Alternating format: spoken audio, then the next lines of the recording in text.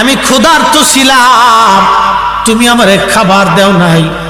আল্লাহর বান্দা বলবে, আল্লাহ বলো কি, তুমি তো রব্বুল আলামিন, কি করে তুমি ক্ষুধার্ত থাকো?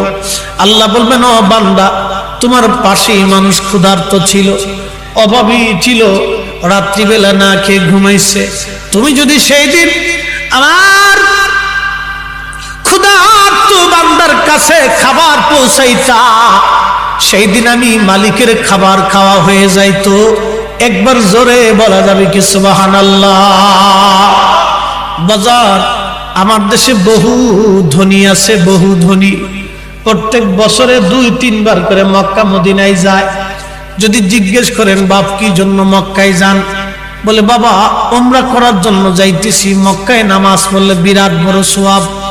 ওই যে মাঝে মধ্যে দেখবেন ঢাকাতে আমরা তো থাকি, আমরা জানি কোটি কোটি টাকার মালিক, ওই যে তারা মাহে রমজান আসার পরে মদিনায় মক্কায় যায়, কি আজিজ